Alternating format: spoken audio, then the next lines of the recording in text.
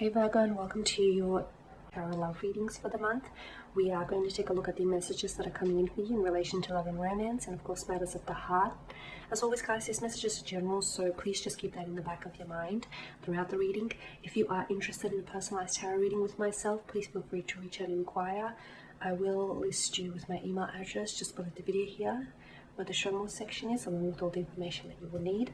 So the messages here, they are intended for Virgo Ascendant, Sun, Moon, Venus, Rising, and for those of you cross-watching as well. Okay, let's take a look at what messages are coming in for you here. You have the Nine of Swords, the Ten of Wands here, okay, the Sun, the Chariot, the Four of Cups, the Two of Pentacles, and bottom of the deck you have the Tower card, which crowns your reading for the month. Okay, now don't fret, because some storms come not to disrupt our paths, but to clear our paths. Okay, and I feel like this is what the Tower is. This is the message that it's indicating here for you, Virgo. This month I feel like there are certain things that are ending for you, okay? But they are ending for you because they're outdated, or they need to be rebuilt. The structure is a little bit outdated. The foundation on which, you know, the connection or the very thing itself is built on is not sturdy enough. It's not healthy. It needs remodeling, reshaping here, okay? So I am seeing there's a few changes that are coming your way here this month. They may feel uncomfortable simply because it's a change, and oftentimes people don't handle change very well, but know that that Tower moment is there to transform you, or it's there to elevate you and take you to a new stage, a new cycle, and a new level of your love, your life, your relationships, and more importantly of yourself here, okay? So allow it to do what it's here to do for you, which is to change you, to transform you, to elevate you, to allow you to step into a new cycle. That's this month, okay? Notice how the lightning strikes from above. This is the hands of divinity here, so I do feel like there is a little bit of divine intervention, okay? Now let's start with the Nine of Swords here. Air energy, a very restless type of energy. There is something here that I feel like is weighing on your mind. There's a sense of repetition with the Nine of Swords here as well. So there is someone here that I feel like maybe you're constantly thinking about. You're someone here or something that you're constantly thinking about. You're trying to go over something again and again in your mind. Well, there is something here that's keeping you up at night, something that isn't, it's threatening your peace of mind, and it's not allowing you to get a good night's rest. I feel like it's worse during the night simply because, you know, when you go to bed at night and your head hits the pillow, you're alone with your thoughts. There's a sense of guilt, or there's a sense of I shouldn't have done that, or there's a sense of I should have maybe done this, more of this and less of that. Whatever it is, I feel like you need to find a way to make peace with the conflict, okay? If there is someone here you want to communicate, or if there's something here you want to say, pick up the phone and do it. Text it or call them, or even maybe the other suggestion is get it out on paper. Get it out of your mind, like grab a piece of paper and a pen, and write it out all on a piece of paper. You don't have to send that letter away. There are multiple things you can do with the letter. You know, you can file it away, you can tear it to shreds, you can discard it, you can choose what you want to do with it. But so as long as I'm saying to get it out of your system, is what I'm trying to get at. Otherwise I feel like it really, it has a lot of weight. It holds a lot of weight. Whatever this is, I feel like you keep going over and over in your mind, and that's not helping you, and it's not helping the situation, okay? So try and deal with that. However you deal with it, that's entirely up to you, but just make sure that there is emotional, you know, an emotional benefit in it for you in trying to release it. Otherwise I feel like you're really giving it power to sort of influence your thoughts, and your decisions here, and influence your life here. Okay, so with the Nine of Swords, I do feel like there's a need for you to sort of release negative thinking, or release this thing that you sort of keep thinking again and again. This person, or this very thing, this regret, or this guilt. Okay, because whatever you don't release, it will eat you up here. It's like a poison. It will enter you and it'll spread here. So release this toxicity here. Now with the 10 of Wands, be careful Virgos, because I feel like some of you could be over applying or overextending yourself when it comes to, could be relationships. Okay, make sure relationships are balanced, make sure there's a healthy balance of give and take, and one is not doing more than the other. Some of you, I feel like maybe you need to share your load with someone, okay, whatever that means to you. When it comes to relationships, it could mean that you're doing a little bit too much, okay. It could mean that, you know, the scales have tipped here, Virgo, maybe not necessarily in your favor either. You could find yourself that, you know, you're always the one that is putting in effort or making plans or initiating conversation, okay. Make sure it's two-sided, because relationships are a two-way street.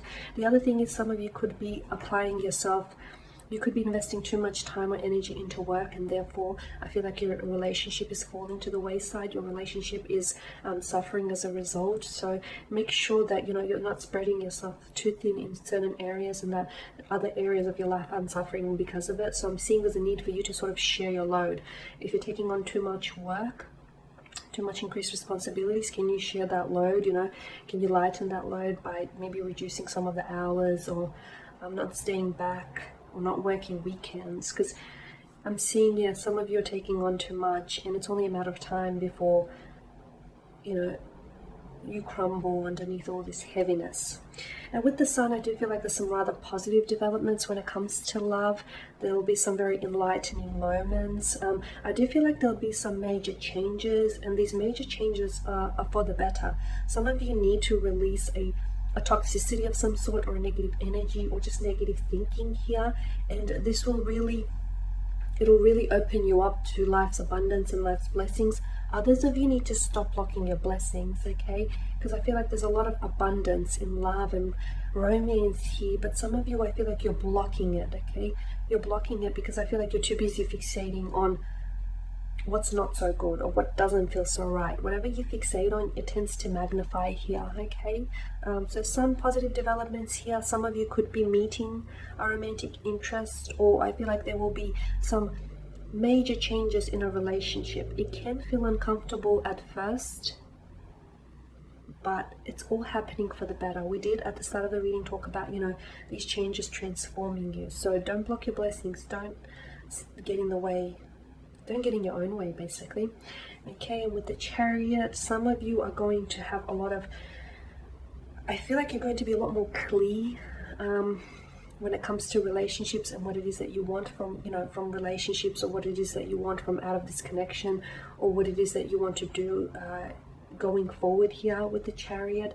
I'm also seeing that some of you are going to have very successful endeavors in love and romance this month.